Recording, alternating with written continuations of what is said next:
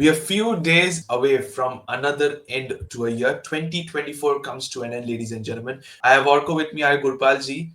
It was a year full of thrill, like it always is. And we are discussing about the shortest format of the game, the T20I, be it the men's as well as the women's. An overall overview ending with the team of the year for T20I, according to us. And we predict that. I'll start with Gurpal ji first. Your thoughts when it comes to both women's and men's cricket, overall, how it has been when it comes to cricket and especially in the shortest format of the game. I guess we have seen our biggest high in this year for T20 World Cup, as we have won the T20 World Cup after a span of 17 years, and that was the biggest high. Also, if I talk about the leagues, the way the IPL was conducted, and we saw so much high scoring games. The records have been shattered. We have seen 267 breached, 288 breached, 299 breached, even 300 got breached. So it was an amazing year for the T20 cricket, and we have literally seen the how this cricket has been advanced. As far as the women's concerned, same way the scoring has improved. India finally, we also here also in women's cricket we reached the 200 mark in T20 as well. So that's what that's but after disappointment on Asia Cup and the World Cup, we didn't do well in the women's category for the Asia Cup and World Cup. Otherwise, we'll say we are progressing as a women's side, and the only side who can threaten Australia in T20, whether it's come T20 or ODI. So overall, I'm happy with the way things are progressing. Is this shorter format of the game? You said the only side that can threaten Australia is Team India. Are you meaning for both men's and women's? Because I think for women's, yes. Is it also for men's, or do you think there are other competitors as well when it comes to men's? I guess if you want Australia, worry if Australia has any side who can bring fear in Australia, it's like Indian side, both men's and women's. I guess the other side, England is also a very good team. South Africa is a strong team, but to match the fire and the aura, Indian team, Australia fears Indian team more. Absolutely, that's what we are seeing when it comes to the Border Gavaskar Trophy, which is ongoing at Australia, to be honest. But Orko, coming back to you, just like Paji mentioned about both the Indian women's as well as the men's, the way they performed throughout the year, not has been the best of years when it comes to the women's team, but they performed well, they're progressing well. But a lot talking about a few facts out here. We talk about the carnage which Indian men's team had against South Africa in the third T20I at South Africa, because it was the third occasion where India hit 20 plus sixes in an innings. Talk us through that carnage, and talk us through it will be witnessed in many more in the near future as well.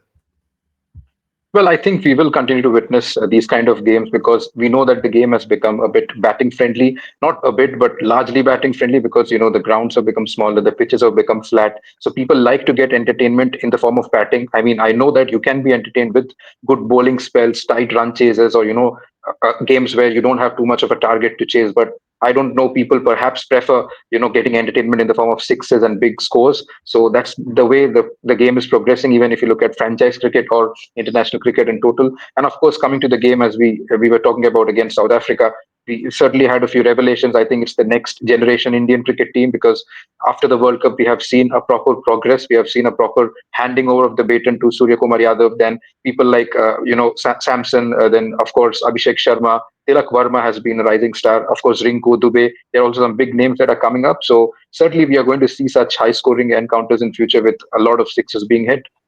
Absolutely, just like the women's have done, they've broken a record. They've crossed the 200 landmark. Indian men's, just like Paji mentioned, they also went the 300 landmark when it comes to T20Is. But similarly, when we talk about sixes, we cannot forget the Windies, I must tell you, Paji. The West Indies and sixes are always a record that is always written on the cards. We had a record that was broken during the ICC T20 World Cup 2024, and was none other than Nicholas Puran, who was lethal in the World Cup yet again. Despite his side not being able to win the silverware, Puran smashed 17 sixes during the World Cup, beating the record of the universe boss, who had 16 sixes in a tournament. Talk us through his Puran now, the next generation. We have seen him many years in the shortest format of the game, different franchisee. He hits it many a mile. But do you think he is the next future when it comes to T20 World Cups, T20 cricket, especially for the West Indies? I guess he's a star, and finally he has realized his potential. I guess his stint with the MI Emirates, where I guess Yuvraj Singh was a mentor. From that day, I have changed a lot of things in his batting. The way He has that swing, the swing which he has, he generates his power for hitting big sixes, and he has won couple of tournaments for his franchise, like in MLC as well as in other like MRI Emirates as well. So he has literally won games single handedly, from where he got the confidence, and he is now reflecting in whether he's playing for West Indies, whether he's playing for franchise cricket. He is a dangerous batsman. He can, like, a spinner cannot ball against him. That's short about a fast bowler. And the beauty about this, whether it's a left arm spinner, leg spinner, or off spinner, Pooran is dangerous for all the spinners. No spinner can bother him. Even Rashid Khan, he has taken Rashid Khan for the cleaners as well. So Absolutely. So you he's said he's about a biggest threat. spinners cannot bowl to Nicholas Pura, and I'll put Orko in the hot seat out here, and I'll ask him, if you're a bowler, whom do you want to not bowl at? Is it Henrik Klassen or is it Nicholas Pura if you're a spinner? Well, I think Klaasen has a bit of an edge because you know that he has that belligerent power and he's got a little more, versatility in his shots, which I've observed a little more, even when it comes to hitting mystery spinners like Varun out of the park with a lot of ease. I think Puran has still a bit of a weakness against spin. People like Narayan has sometimes challenged him, but that being said, you can't take away his capabilities in total, and he'll only get better. But Klaasen obviously a bit more experienced, and I think a bit more proven against spin. So he's the one I would not want to bowl to if I'm a spinner. I agree. Even I thought so because the range of ball striking and the range of Henry Klassen, because he can stand and he doesn't need to step down the track and get to the pitch of the ball. And I think that's the reason why I thought maybe an edge towards Henry Klassen. Rightly said about that Orko. But Orko, it was a happy year for Team India this season. It was 2024. We won an ICC tournament this year, and it was emotional, to be honest. A World Cup after 13 years for India to lift it. Do how much of a credit, how much of an emotional moment was it in the final? Was it really when India won it in the last ball, or was it the Surya Kumar Yadav catch?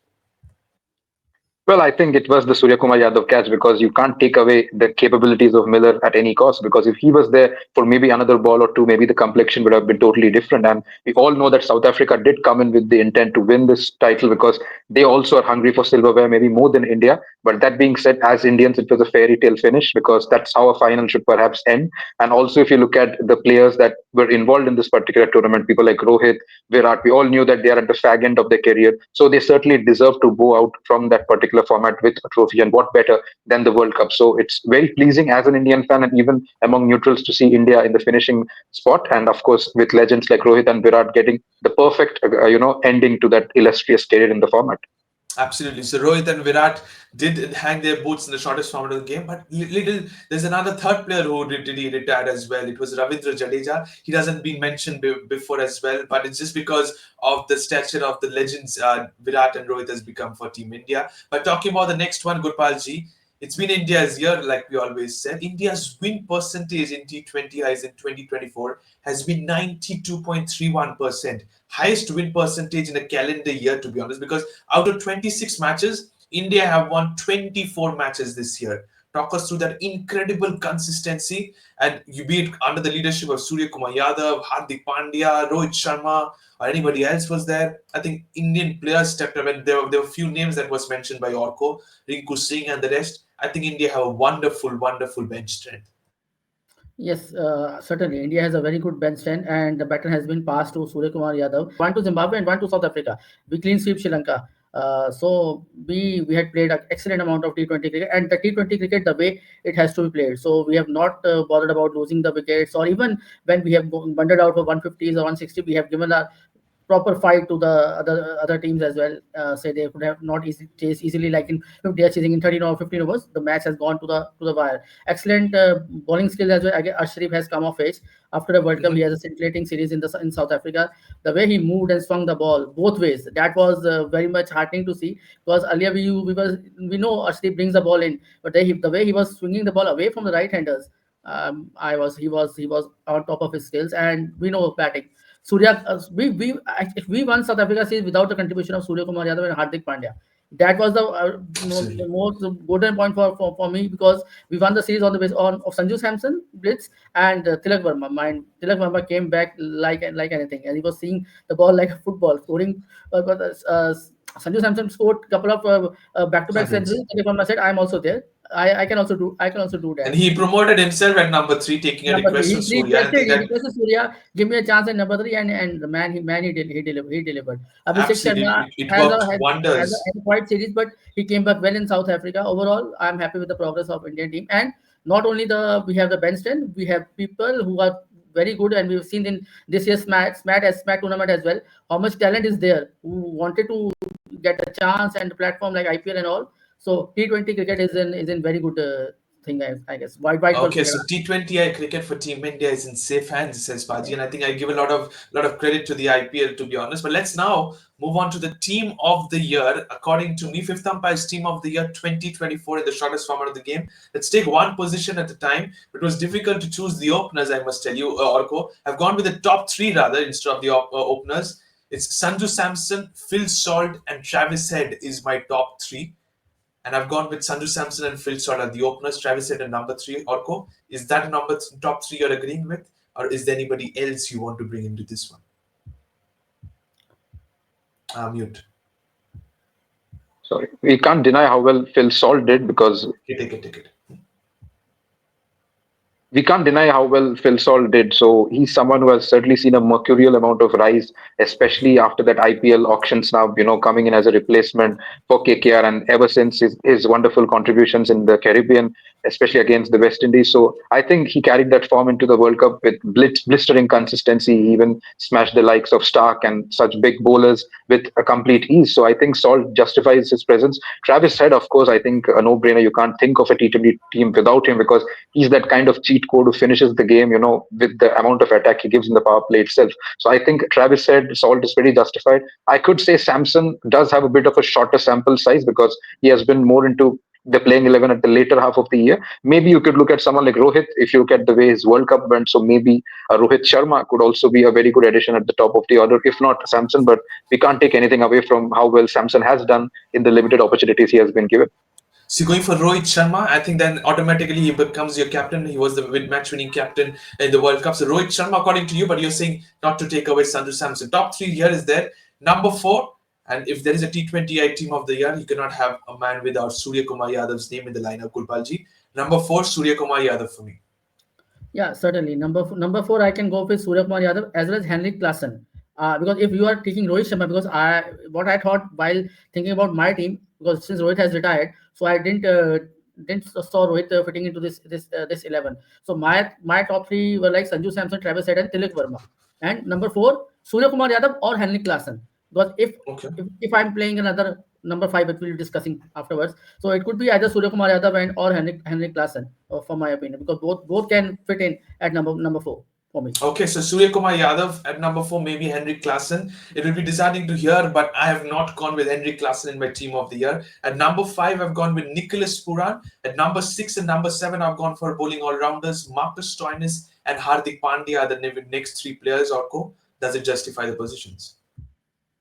Well, they do. Of course, Stoinis has done pretty well. Of course, more so with the bat. He can bat at any position. Sometimes, if required, he can even bat up the order. He has got that innate capability, a very versatile player in total. So, certainly, he does make it to the list. I know there are a few competitors. If you look at a more bowling all rounder centric approach, then you can maybe look at Marco Jansen, given the way he has done in T20 cricket in this year. So, I would perhaps suggest him maybe as a backup, if not Stoinis and Hardik Pandya. You certainly can't make a team without him, especially the way he came back after that IPL. We all Correct. know the insults that he faced out there, and then coming back with that kind of World Cup. And ever since, he has just flourished like no one else. I mean, that's a brilliant comeback story which people can talk for ages to come. So certainly, Hardik Pandya and Stoinis make the list. You could perhaps think of someone like a Janssen as well instead of Stoinis. It was difficult, I must tell you. I had Marco Jansen in my list, but I went for Marcus Stoinis because of the firepower. Clutch player, if you talk about Hardik Pandya, is always there in your list. Now we move on to the bowling section. Rashid Khan and Adam Zampa are the two spinners for me. And for the two seamers, I've gone with Matisha Patirana and Arshdeep Singh are the two seamers for me. No Jasprit Bumrah, I think he played only the World Cup, and that doesn't justify, to be honest. Gurpalji, over to you, the four bowlers. What are your thoughts? My four bowlers would be like I'm just Rashid Khan. Rashid Khan is our first choice. Then I will go for Shine Shah Afridi, and Arshdeep Singh and Gerald Coetzee. Coetzee can tong the ball and can bowl in the middle over as well. So my four bowlers would be like this, and I will definitely wanted to keep an option of having that Afghanistan left arm seam who has a very good Fazal Faruqi. Fazal Faruqi. Yes, definitely for sure. For the because if we are choosing a team for all conditions, I will definitely keep him as a backup for Afridi or Arshdeep for definitely. Okay, that's a good point to be honest. Having a Fazalak Faruqi in the side, but this is the team of the year 11 I've gone for to be honest. Sanju Samson, Phil Salt, Travis Head, Surya Kumar Yadav, Nicholas Puran, Marcus Stoinis, Hardik Pandya, Rashid Khan, Matisha Patirana, Arshdeep Singh, and Adam Zampa is the teams. And I think if you go for a leadership, I'll go with Sanju Samson. Is there you have Phil Salt there, Surya Kumar Yadav. Just because Surya is doing well, I'll give the captaincy to Surya. Over to you, Paji, for your last verdict. So like for the captaincy, Surya Kumar Yadav is the right choice. But for number five, I would definitely go for Klassen instead of Nicholas Poon because it's a middle overs. Imagine what Surya Kumar and Klassen can do in those middle overs. So for Oh the yeah, middle absolutely. overs, That's players a will be little bit bowling. debatable, I must say. But Yeah, definitely, I'll definitely, keep fifty definitely. fifty to be honest. Nicholas Puran and Henry Klassen each way when it comes to the number five. Talking about the women's team, this is where it's interesting. I'll go with Smriti Mandana and Laura Volvart are the openers to be honest. I'll go Smriti Mandana. Once again, Team India's leading unscorer. She's been just top class to be honest at the top of the order. Yeah, certainly. I think, of course, she has also been into a leadership role, of course, not as a designated captain, but she has had a lot of experience in helping the designated captain. And we know that she comes with a lot of elegance, a lot of class. And, she's someone who beautifies the art of opening cricket as well. So I think she is someone who is coming of age. And in the last 2, 3 years, she has been fabulous. And I think she will just continue doing that. Even the WPL went pretty well for her. So I think overall, a good year for Smriti Mandana in particular. True that, and when you come talk about Sri Lanka, it's always the experienced Chamari Atapattu. So I think these two openers have themselves. Rather, there are so many openers in the women's team. At number three, I'll go for Chamari Atapattu, Laura Volvard. I mentioned, I'm sorry, at number two, and then you go for number four, Haley Matthews, Paji. So you have Volvard, you have Chamari Atapattu, you have Haley Matthews. So much leadership in the top four itself. Definitely, definitely. Hailey Matthews is a she gives you some off spin as well. Same way with the Chamaya Tabatutu, you have couple of bowlers as well in your top four, and you can also always add Alice Perry as well because the way she has performed in the World Cup and gives you an option of medium pace bowling as well, and she has performed exceptionally well for Australia in the World Cup, even in the WPL. She played a critical role. If she was not there, RCB would have not And she won that also trophy. broke the car glass. Yeah, definitely. And even the World Cup as well. The two crucial knocks she played, one against us and in the knockouts. I guess Alice Perry, you cannot miss out on Alice Perry in True any that it's kind of very manner. difficult to leave so many match winners out of the side. But this is the top four I've gone. You might now come and tell me where is Ellis Perry. I've not gone with Ellis Perry. I've gone with a similar player. Maurice and Cap is somebody I've gone with number five. I've gone with Amelia Kerr at number six. Maurice and Cap Rorco, another player. If you have to be, I'll ask to choose between Ellis Perry or Maurice and Cap. With both the departments there, leadership group there, is who is going ahead of you? I think I will go with Ellis Perry purely because of the experience she brings and also the impact, being a big match player. Of course, you would not really want a South African to, associate with the tag of a big match player. So Madison Cap certainly misses out for me if you look at that aspect. But keeping the jokes aside, I think Ellis Perry overall gives you a lot of versatility, a person who can slog the ball with ease, bat at any position, and also gives you quality medium pace. So I think Ellis Perry would certainly fit the bill ahead of Madison Cap for me. Yes, Gulpaji, over to you. So I'm just saying you want to add, you can add Madison Cap, Amelia Kerr, but you cannot miss out on Alice Perry. You want to remove any of the openers, Chamari Tabatu, no doubt, but you cannot miss Alice Perry from the 11. Okay, I'll slot her in to be honest because of the demand. So Marizan Cap and Elise Perry are the players. I'll keep aside Amelia Kerr as the 12th woman in the side. We move on to so if we have look into the top six we have discussed about, but not a wicket keeper has been discussed. So we talk about now if you need a wicket keeper, you need to lower down the order. I did not go for Beth Mooney at the top of the order because of so much quality openers I have. I think Orko, it's this player has uh, upgraded so much. She's got improved day by day. Her shot selection, her fitness, her leadership skills behind the stumps for India. Richa Ghosh, 365 runs for India, 156 strike rate, has been terrific lately in terms of leadership behind the stumps at number seven. And if you talk about that number position itself, you talk about the great man itself for men's. Richa Ghosh, in terms of women's at number seven, is my wicketkeeper batter talker throughout.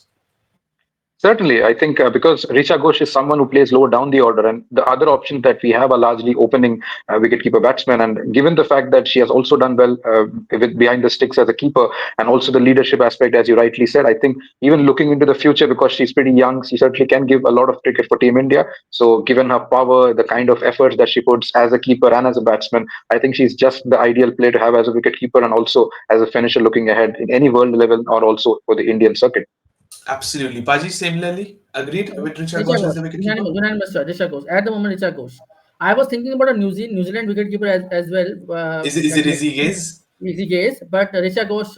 If we compare that firepower, the power she brings to the table as a game sense, Richa Ghosh, no doubt. Absolutely, I think Richa Ghosh is a no-brainer at the moment when it comes to shortest format of the game in middle order and a wicket keeper. You need big runs, quick fire runs. I think Richa Ghosh is your player to watch out for. Moving into the bowling section, couple of Englishmen out here. You have Charlie Dean and Sophie Eccleston are the two spinning all-rounders I have in the side. Sophie Molyneux has been brilliant, and similarly, without a team, without a women's side, without Megan Shoot, doesn't fit the 11. I must tell you, Paji. These are the four bowlers I've gone for. I'm also okay with these four bowlers. I wanted to add Fatima Sana, the Pakistani. Uh, Fatima Sana. She contributed very well in the World Cup, being the runs, late finishes, and the wickets. And she also brings the leadership because she was the youngest captain for Pakistan. But I like that player. I really like that player. can I Someone slot from her in Pakistan. place of Charlie Dean in the side, please? Yeah, definitely. You can slaughter, and you cannot forget Doughton as well. Doughton's contribution for West Indies because there's so much talent. How we cannot think of missing even Sutherland. Sutherland also bowled very well against us, and what she is now, she's in great form as well. She's in a form of her So life, I must tell from you, our when it life. comes to with the So bat. so bowling wise, you have to go with the Australians, and there was one spinner of South Africa as well. Imbalaba. Malaba, yeah. So there's tough choice in spinning department as well. So you have to really it's a very tough choice when you're choosing I the must tell you, bowling. because honestly, I'm telling you, when it comes to compare to the men's T20I team of the year to the women's, it was women's T20I which had a lot of debates, lot of thinkings towards. There's so many talented players, so many players who had a wonderful year. To be honest, let's sum it up with all the debates, with all the conversations we had. Smriti Mandana, Laura Walbert are the openers. Shamari Attaput with number 3, Haley Matthews at 4. You have Marizan Cap at 5. You've gone with Elise Perry at 6, Richa Ghosh at 7. You've got Fatima Sana at 8, Sophie Eccleston, Sophie Molyneux, and Megan Shoot are the bowlers. I think if you go for the captaincy, there are so many. I personally want to see Haley Matthews leading the side, Baji. I agree with Haley Matthews. The players we have selected for this 11, Haley Matthews deserve the captaincy. That West Indies flavor, the aura, and the aggressiveness of playing, and she has a team who can play aggressively as well. Because when you know Haley Matthews and Ellis Perry to come, your top order can go on a rampage. Absolutely. So that's all. We have summed it up, the women's team as well as the men's team. Thank you so much, Arko. Thank you so much, Paji. Thank you for the entire year you guys have contributed when it comes to covering games and discussing on Fifth Umpire's channel. Wishing you all a very happy new year in advance. Thank you for all your support. Thank you to all the viewers for watching this video. Don't forget to subscribe to Fifth Umpire. Press the bell icon as well. Thank you so much, and bye bye. Thank you.